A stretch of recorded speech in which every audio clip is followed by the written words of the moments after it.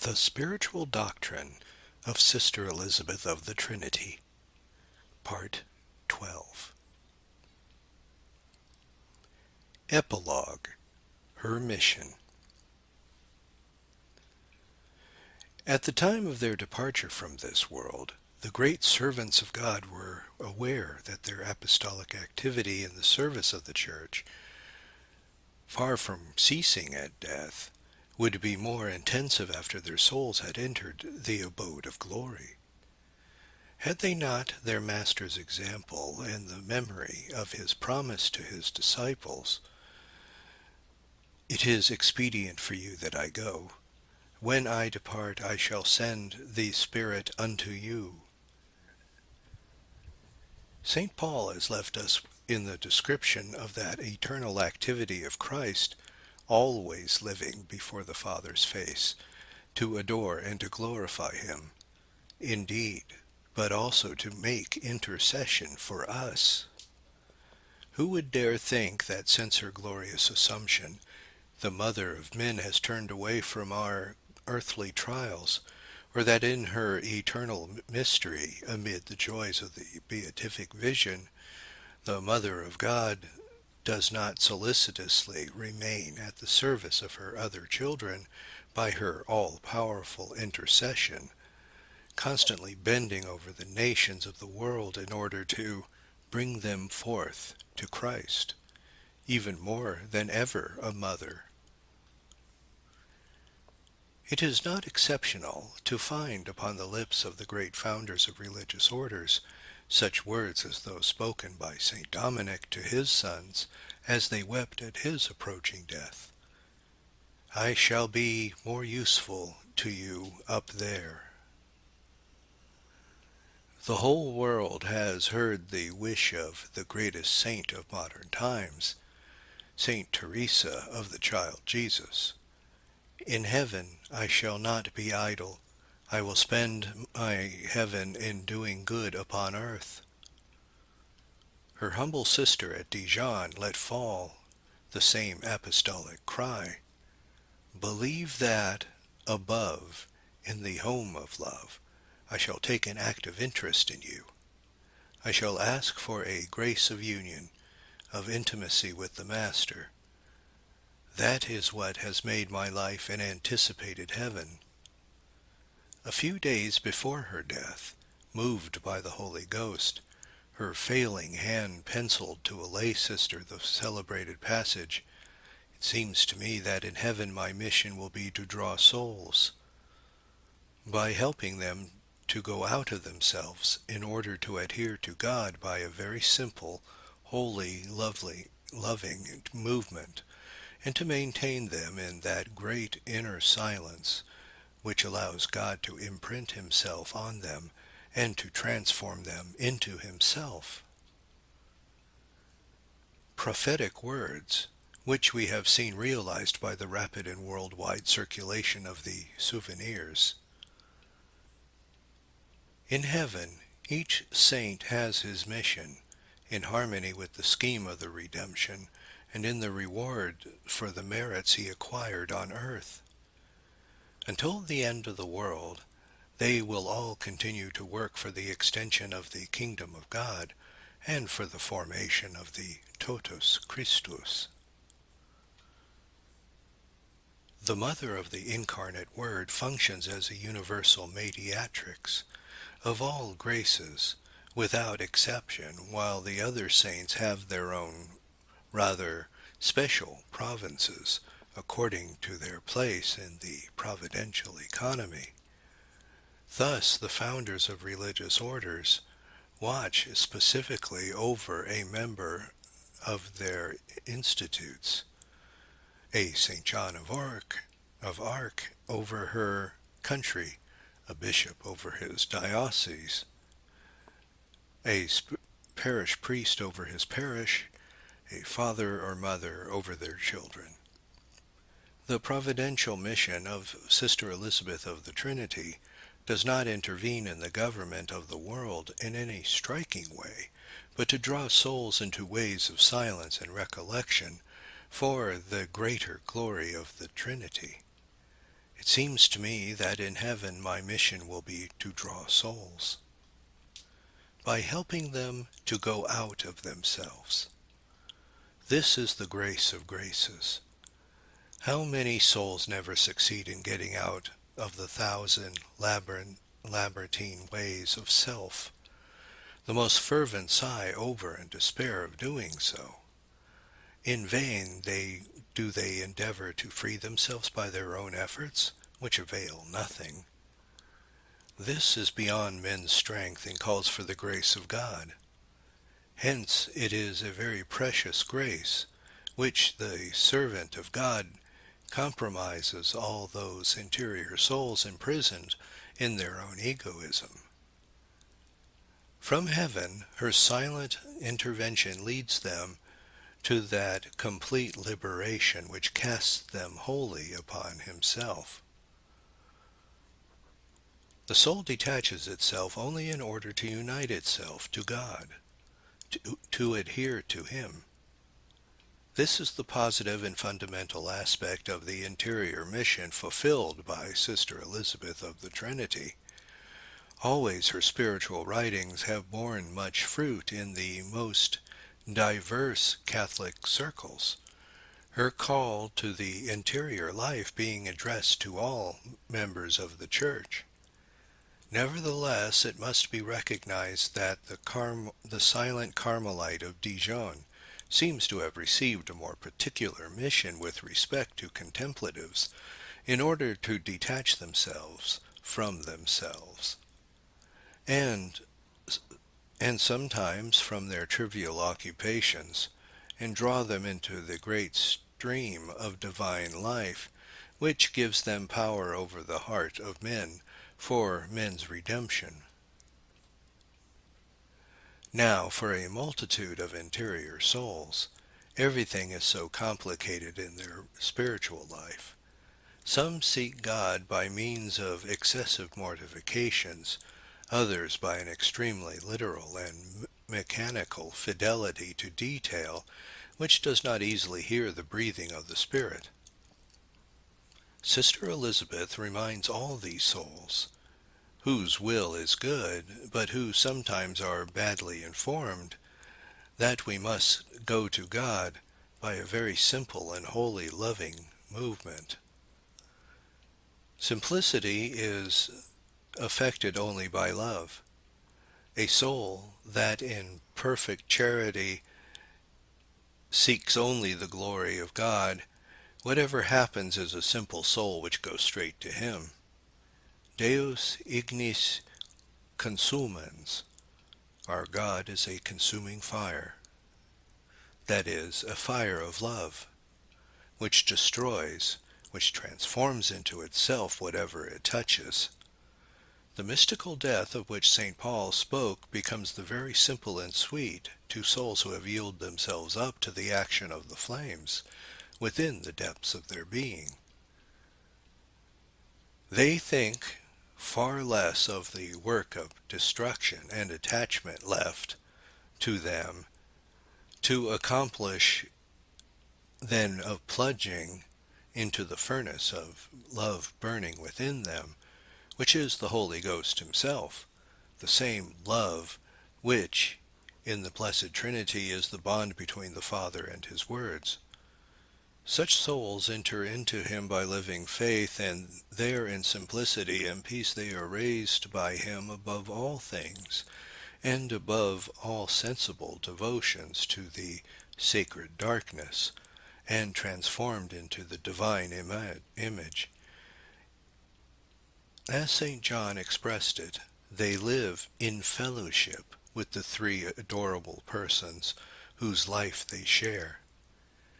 That it is the contemplative life. Then the soul is kept in that great interior silence, so dear to Sister Élisabeth and the Trinity, and center towards which her whole spiritual teaching converges. After the chapter devoted to the exegesis of silence, there is no need to insist upon this fundamental right. Today, activity carries all before it. The people no longer think of anything but external action. Souls no longer know how to be silent in order to listen to God.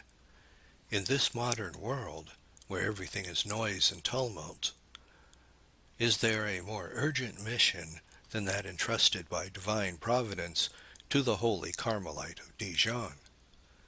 The mission of leading souls back to the path of recollection and keeping them in that great inner silence which allows God to imprint himself upon them and to transfer them into himself.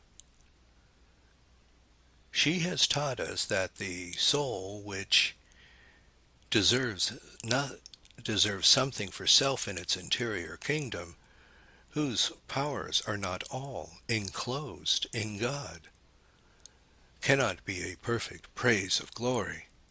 A soul which listens to self, which is preoccupied with its sensibilities, which indulges in useless thoughts or desires, scattered its forces. It is not completely under God's sway. Its lyre is not in tune, so that when the divine master strikes it, he cannot draw forth celestial harmonies. It is too human and discordant. Everything within us must be put to silence, the outward senses as regards earthly things, the interior powers with respect to all the din within. There must be silence in the eyes, silence of the imagination and the memory, above all, silence of the heart. I must guard against being withdrawn from this holy interior silence by keeping myself always in the same state, the same isolation, the same retirement, the same detachment. If my desires, my fears, my joys, or my sorrows, if all the impulses come from these four passions who are not completely subjected to God, I shall not be silent. There will be turmoil within me. Therefore calm, the slumber of the powers, the unity of the whole being are needed.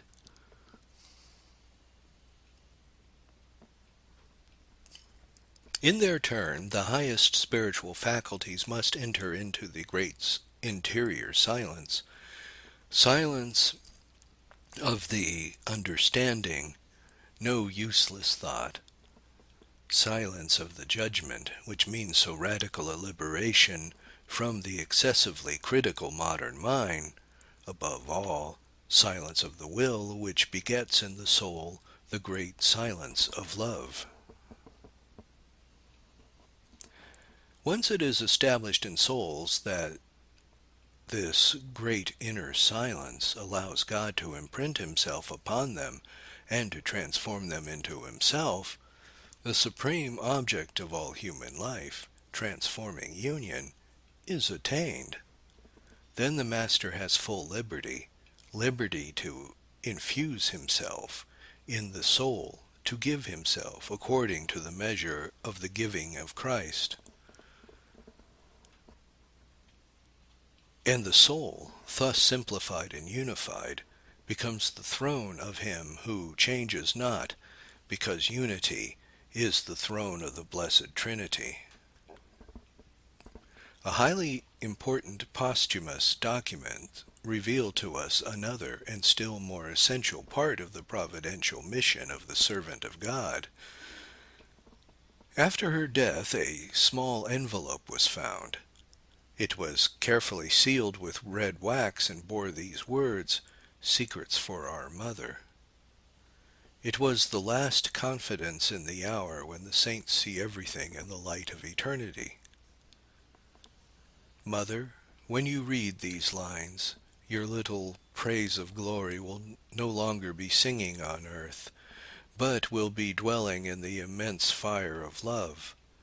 This hour is so serious and solemn I do not want to wait to tell you things, which I fear to diminish by trying to express in words.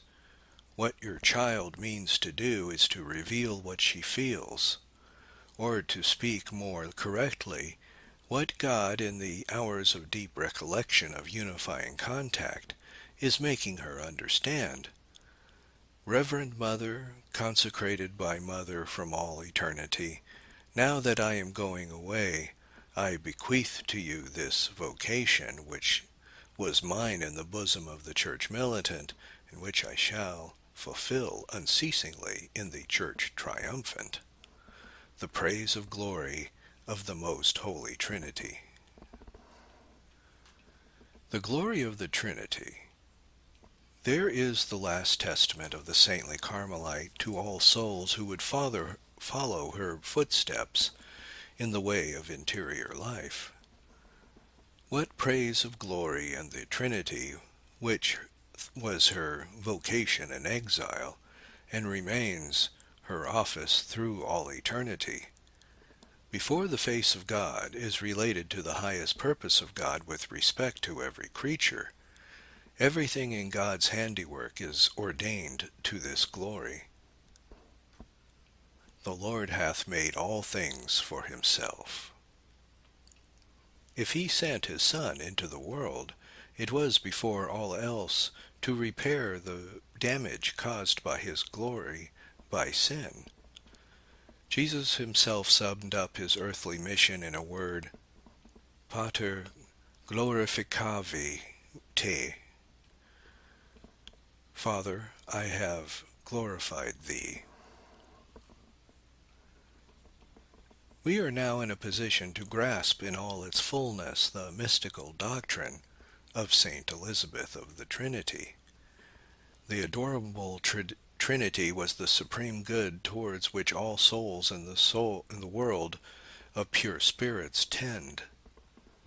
It is in order that we may enter into fellowship with the divine persons, and that the Father created the universe and sent his Son into it. The whole mystery of the Church and of the Mother of God, the mediatrix of grace, is to lead the whole Christ to the contemplation of the Trinity. The vision of the Trinity and unity, and we have man's sublime destiny. On earth he painfully makes his way through Christ crucified by love, but only to establish himself eternally in God. By way of these crosses, all the nights, all the mystical deaths of the Church militant, souls are silently climbing towards unchanging Trinity, the source of all beatitude. Only those who come to the vision of grace are made perfect in one. Those who in this ascent have the courage to abandon all that is not akin to God, but they may rejoice that being upon whom all depends, in his isolation, his simplicity, his purity, towards whom all look, from whom is being, life, and thought. There is a being who is love, and who wishes us to dwell in his company. This infinite love, who develops us, desires to associate us, even here below, with all his blessedness. It is the whole Trinity that abides within us, all that mystery which we shall behold in the vision of heaven. To the soul that has by faith caught sight of these glories of the Trinity, all the rest appears but vanity. It is good that in its innermost self it possesses a supreme good, in comparison with which all others are nothing. Thus, every joy which befalls the soul invites it to perfect the joy which it possesses within itself, with which no other can compare. With what love and longing does this happy soul, which has met this good, seek to be united with it? It loves God with a love stronger than death, with eager yearning, and it despises all other love, and other attractions that might have been read or led it astray momentarily. To be deprived of everything it created is no hardship for him who has God with him.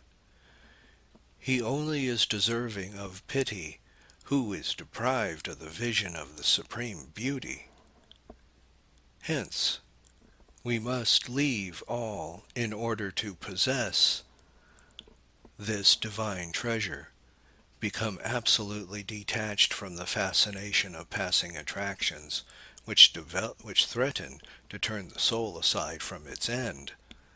We must know nothing of earth, and must flee, alone with the alone, as becoming as strangers to all else. The soul's true fatherland is there in the bosom of the tranquil Trinity, in silence and recollection. The Trinity, then, is our dwelling place, our home, our Father's house, which we should never leave.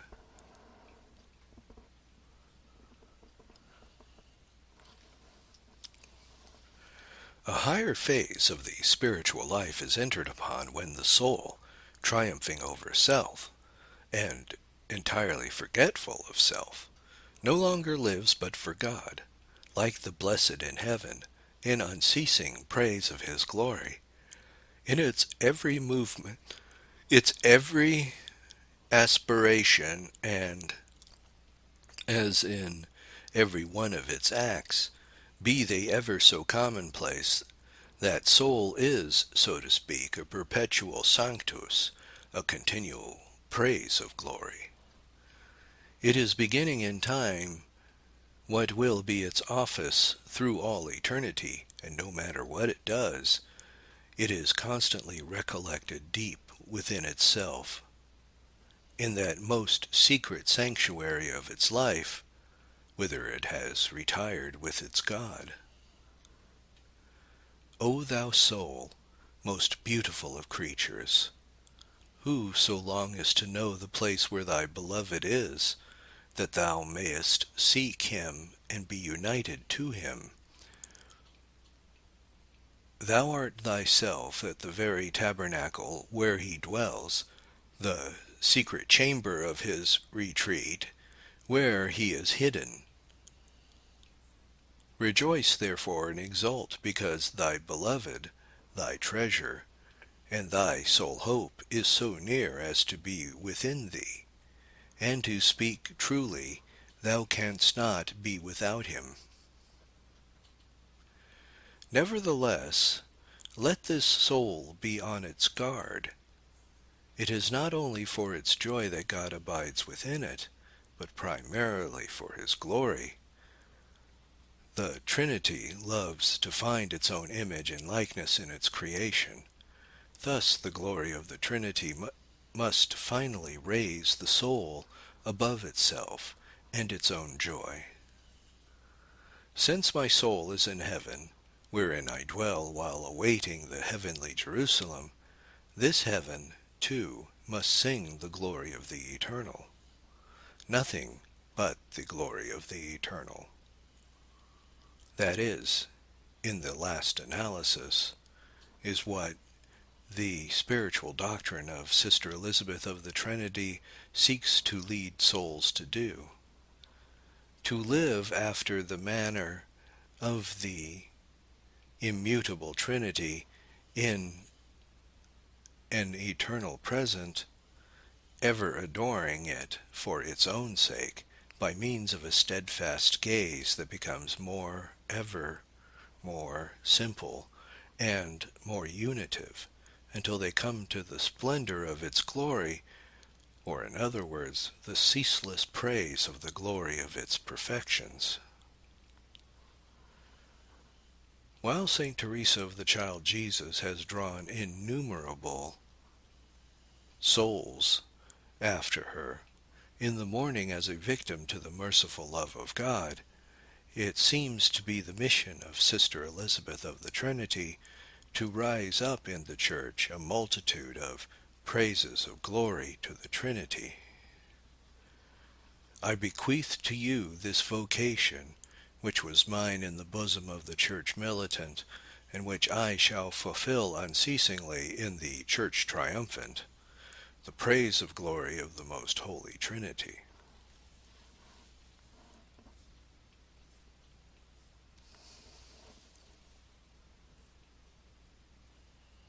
Appendix 1. Last Spiritual Counsels.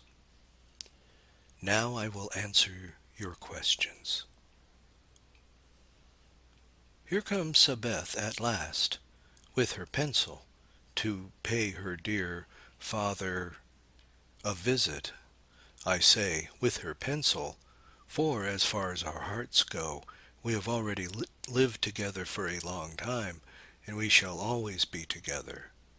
How I love those evening visits.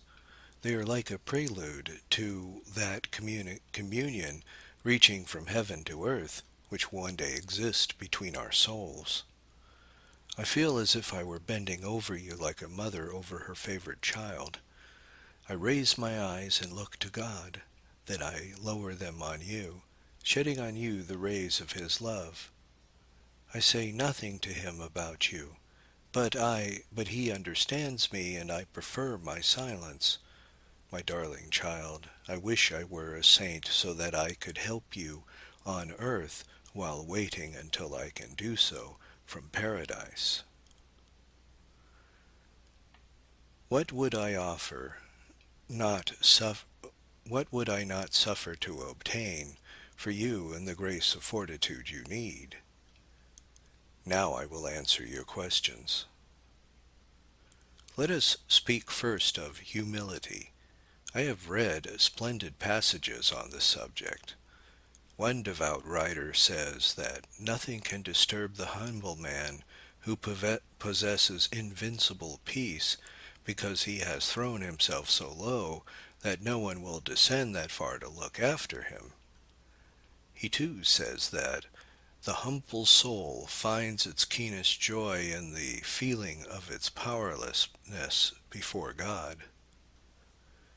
Pride is not a thing that can be destroyed with one bold sword stroke, though some heroic acts of humility, such as we see in the lives of the saints, doubtless weaken it considerably, if they do not destroy it. Rather, we must die daily. Quotidi morior. I die daily, cried St. Paul. This doctrine of dying to self, the law for every Christian soul since Christ said, "If any man will come after me, let him deny himself and take up his cross." This doctrine, which seems so austere, is sweet and delightful when we consider the consummation of this death, which substitutes the life of God for our life of sin and misery. This is what St. Paul meant when he wrote, "Stripping yourselves of the old man, with his deeds, and putting on new, according to the image of him that created him." This image is God himself. Do you remember how plainly he expressed it on the day of creation? Let us make man in our image and likeness. Oh, truly, if we thought more about the origin of our soul, the things of this world would seem so petty that we should have contempt for them. St. Peter wrote in one of his epistles that they are made partners of divine nature, and St. Paul counsels us to hold firmly to the end the beginning of his substance, which he has given to us. It seems to me that the soul that realizes its own grandeur enters into that holy liberty of the children of God, of which the apostle speaks. That is, it goes beyond all things, even beyond itself. I, too, think that the freest soul is the most self-forgetful. If anyone asks me the spirit of happiness, I would say it is to pay no attention whatever to self, to deny self all the time. There is a good way of killing pride, starving it out. Remember that pride is love of ourselves. The love of God, then, must be so strong that it extinguishes all other love in us. St. Augustine says that we have two cities within us, the city of God and the city of self. In proportion as the first is enlarged, the second will be destroyed. A soul that lives in faith in the presence of God, that has the single eye of which Christ speaks in the gospel, that is, a pure intention directed solely to God, would also be a humble soul. It would recognize the gifts he had bestowed upon it, for humility is truth, but would appropriate nothing to self, referring all to God, as did the Blessed Virgin. All the movements of pride you feel within you become false only when your will consents to them. Otherwise, though you may suffer greatly as a result of them, you do not offend the good God. Faults into which you tell me you slip inadvertently, no doubt denote the store of self-love, but that, my dear little friend, is to an extent a very part of us.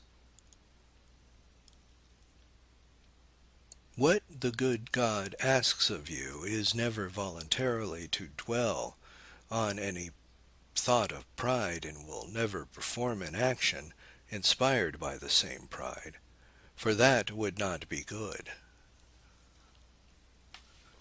But if you find you have done these things, you must not be discouraged, for it is pride itself which is irritated.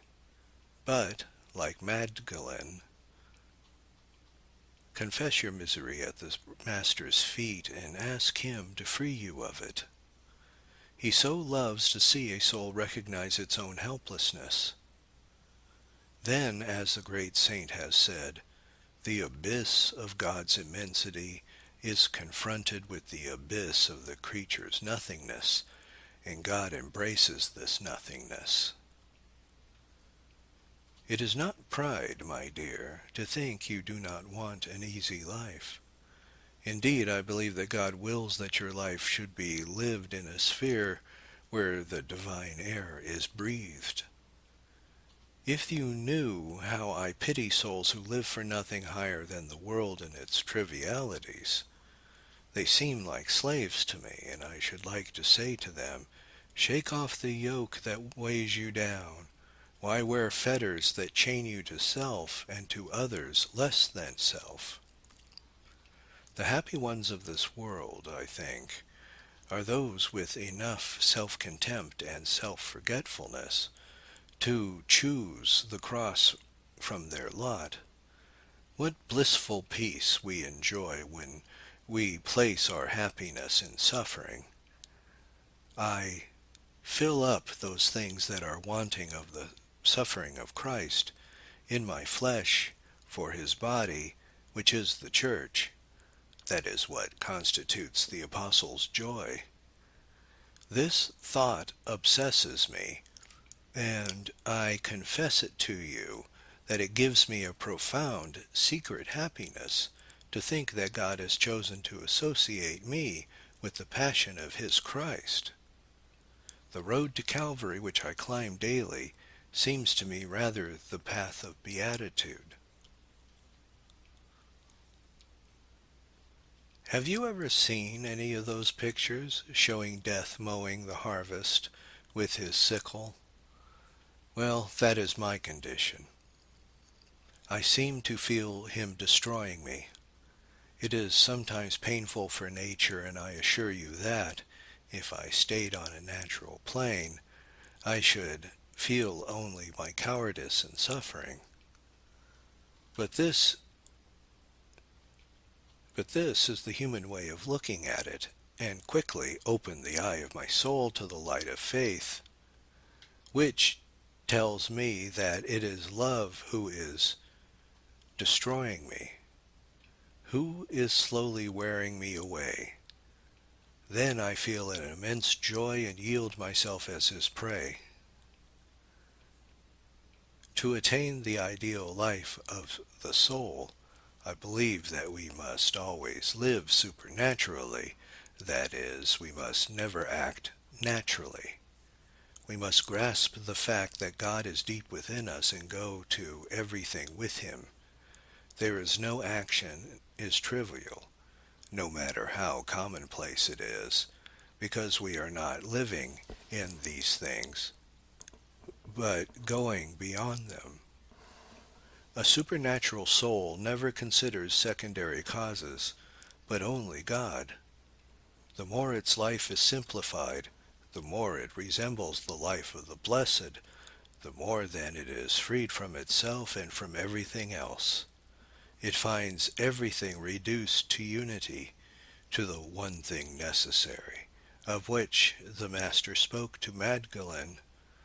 Then the soul is truly great, truly free, for it has enclosed its will in God's. When we meditate on our eternal predestination, visible things seem so contemptible. Listen to what St. Paul says. Whom he foreknew, he also predestinated to be made conformable to the image of his Son. That is not all. You will see, my darling, that you are among the number of the predestined, and whom he predestinated, he also called. It is baptism that made you a child of adoption, that stamped you with the seal of the blessed Trinity, and whom he called, them he also justified. How often have you been justified by the sacrament of penance and by God's many touches on your soul without your knowing it? And whom God justified in them is also glorified. That is what awaits you in eternity. But remember that our degree of glory will be the degree of grace in which God finds us at the moment of death.